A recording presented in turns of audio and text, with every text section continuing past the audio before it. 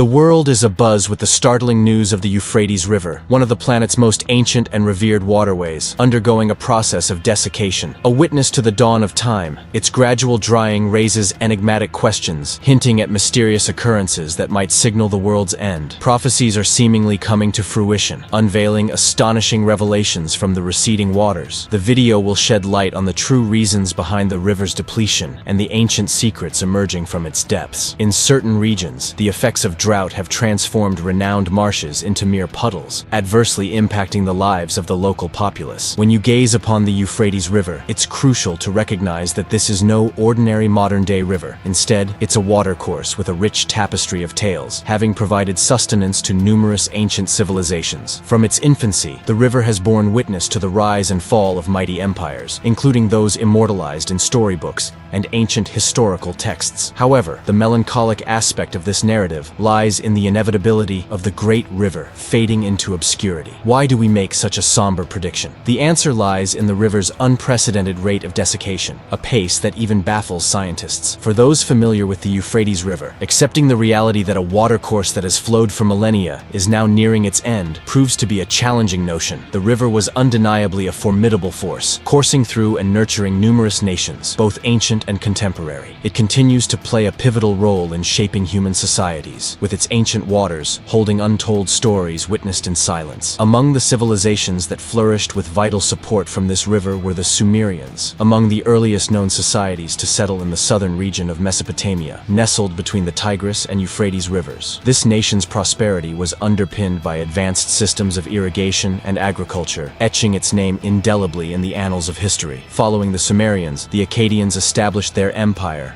encompassing Mesopotamia and thriving on the fertile lands along the Euphrates. The city of Babylon, situated along the river and nourished by its waters, emerged as a significant center in the ancient world.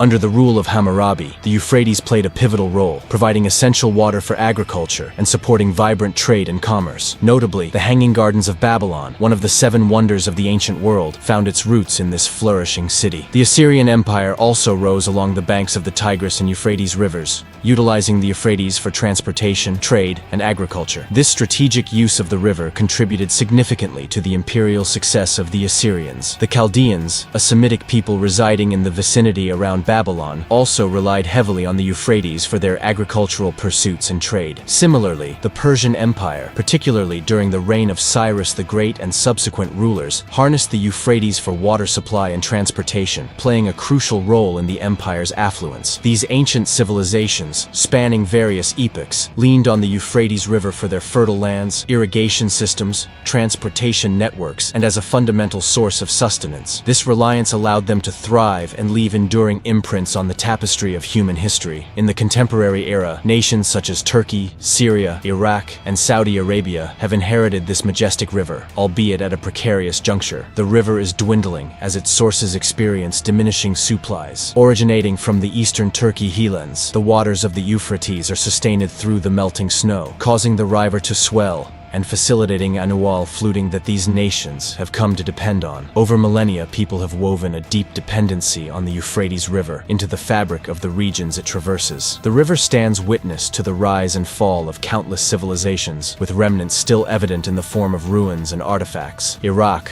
a central player in the Euphrates basin, has historically capitalized on the river's waters to engineer impressive irrigation systems that powered its empires of yore, a practice that endures to this day. In recent times, Iraq finds itself at a disadvantageous point due to significant changes in the management of the Euphrates River. Turkey, in particular, has undertaken the construction of several dams and reservoirs along the upper reaches of the Euphrates, primarily for purposes such as irrigation, hydroelectric power generation, and water storage. Notable among these projects is the Ataturk Dam, which has given rise to Lake Ataturk and boasts substantial water storage capacity. The construction of these dams by Turkey has had a profound impact on the downstream flow of the Euphrates, affecting both Syria and Iraq. Syria has also contributed to this alteration of the river's dynamics by building dams like the Tabqa Dam, dam, serving purposes such as hydroelectric power generation and water storage for irrigation. Operation of these dams further reduces the downstream flow, particularly during dry seasons. The combined effect of dam projects and prolonged periods of drought has played a significant role in the drying up of the Euphrates River in specific regions, with the ominous prospect of extending to other areas. Iraq bears the brunt of these changes as a downstream country. The ramifications of the Euphrates River drying up extend far and wide, emphasizing the magnitude of the issue when one examines the extensive course of the river. The Euphrates River spans approximately 1,640 miles to 800 kilometers, traversing several Middle Eastern countries. Originating in eastern Turkey near the city of Erzurum, it is formed by the confluence of its two main source rivers, the Mura and Karasu. From its source, the river flows south through eastern Turkey, passing through various towns and cities like Elazığ and Şanlıurfa. Crossing the border into Syria, it continues its southward journey, serving as a significant water source and flowing through cities such as Raqqa. Continuing its journey, the Euphrates River enters Iraq, winding its way through major cities like Baghdad and Basra. It plays a vital role in the region, acting as a crucial waterway that supports both agriculture and transportation. As it approaches the southern Iraqi city of Al-Qurna, the Euphrates converges with the Tigris River, giving rise to the Shatt al-Arab, which eventually empties into the Persian Gulf, forming a vast delta region essential for agriculture and ecosystems. The disheartening reality of such an essential river drying up prompts a deeper exploration into the prophecies surrounding the Euphrates River. This significance is recognized across major world religions, including Islam, Judaism, and Christianity, where the Euphrates is considered one of the first four rivers created by God, flowing from the Garden of Eden, as mentioned in the book of Genesis 2. Christian and Jewish prophecies, articulated by various prophets in the Bible, specifically address the drying up of the Euphrates River. This holds profound weight, as the river is revered as a mighty water highway and is often referred to as the Great River by these prophets. Among these prophetic voices, Prophet Isaiah, in Isaiah 11:15, foretells that God himself would strike the Euphrates River, allowing the remnants of his people to return to the land. Isaiah's prophecy in Isaiah 44:27 adds that God will dry up the rivers, aligning with current events such as the unusual heat spell in Europe affecting major rivers, including the Euphrates. The peculiarity deepens with another biblical prophet, Jeremiah, who, in the book of Jeremiah 46:2-7, prophesies that the Euphrates River will be dried and parched due to the people's idolatry, suggesting a profound spiritual dimension to the river's demise. The gravity of the situation surrounding the drying up of the Euphrates River is further underscored by biblical prophecies, particularly in the book of Revelation. In Revelation 16:12, it is vividly described how the sixth angel pours out his bowl on the great river Euphrates, resulting in its water being dried up to prepare the way for the kings from the east. Many interpret this prophecy as a supernatural drying up of the Euphrates to facilitate forces from the east, engaging in a symbolic battle of Armageddon. This battle is intricately connected to the series of events leading up to the second coming of Jesus Christ and the final judgment, often associated with a period of intense tribulation and turmoil. Many interpretations see the battle as highly symbolic, representing the ultimate confrontation between the forces of good, representing God and his followers, and evil, often represented by Satan and his followers. It symbolizes the final defeat of evil and the establishment of God's ultimate reign. That is not all, as another terrifying reason seems to be the responsibility for the Euphrates drying up, and this time it has to do with angels. In the book of Revelation 9:14 it is written, saying to the sixth angel who had the trumpet, "Release the four angels who are bound at the great river Euphrates." This is another prophecy tied to the Euphrates River as it dries. This scripture suggests that the Euphrates River might have been a prison yard where fallen angels had been locked up for thousands of years, and as part of the end-time events, these fallen angels, now considered to be demons, would be released. Recently, as the Euphrates River continues to dry up, a series of complaints have been launched by locals hearing eerie sounds emerging from the river's depths. This has caused a great deal of concern from the world population, as these angels, according to prophecy, would wreak havoc on the world if the sounds heard are indeed that of fallen angels warming up for their release. Then we might just have a big problem on our table. Other than Christians and Judaism, even Islam has prophecies about the great Euphrates River drying up. This is written in numerous hadiths, as Prophet Muhammad himself has made scary statements about the Euphrates River drying up. According to him,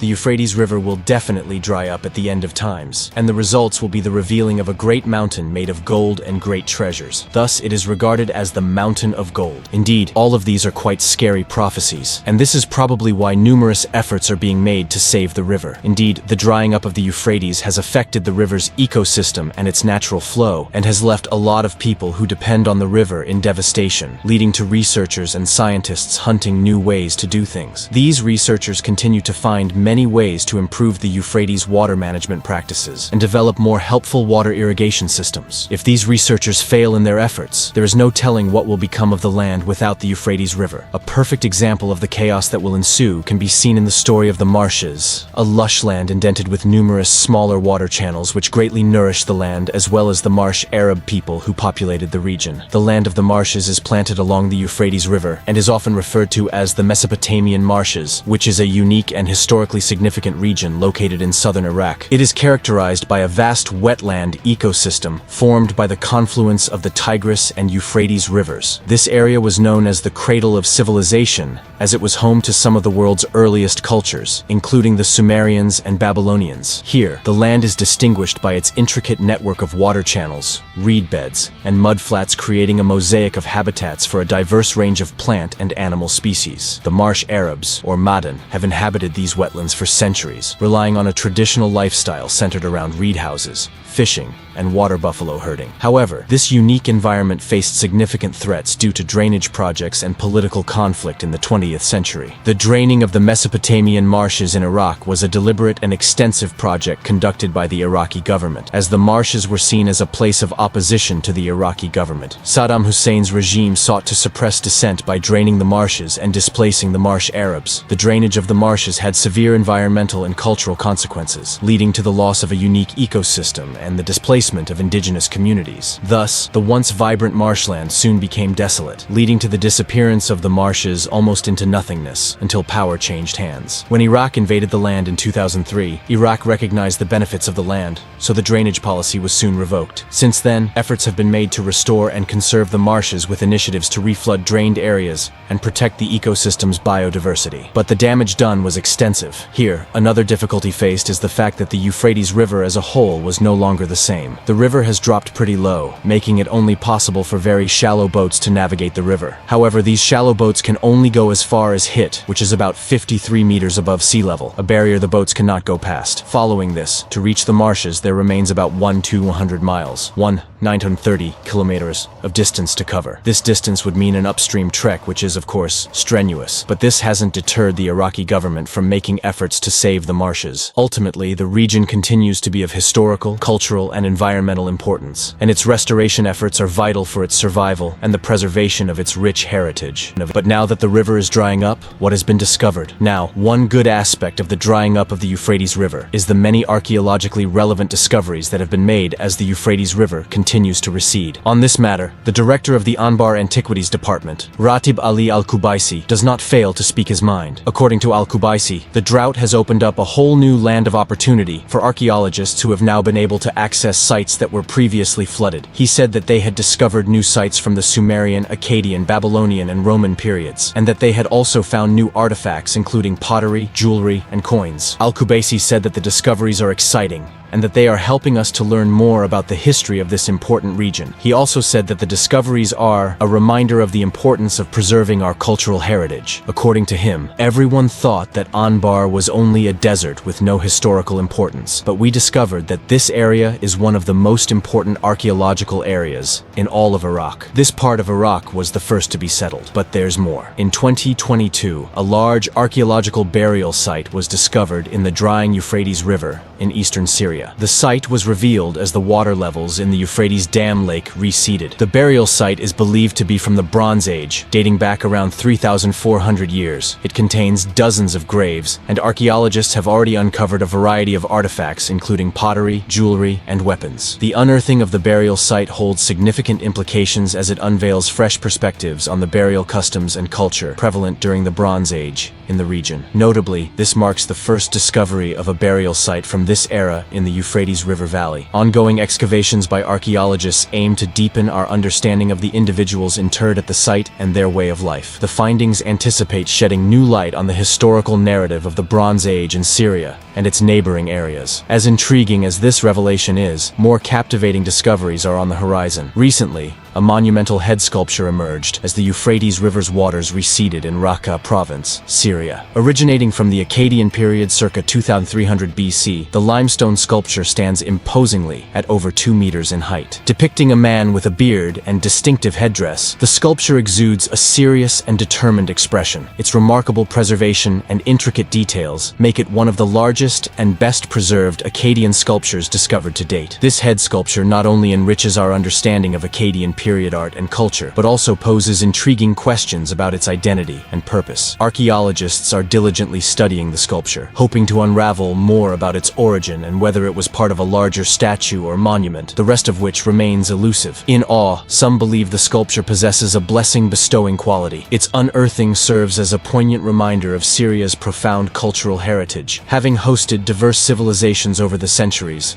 With many archaeological treasures still awaiting discovery, the diminishing waters of the Euphrates River prompt reflection. Share your thoughts on this development in the comments section below.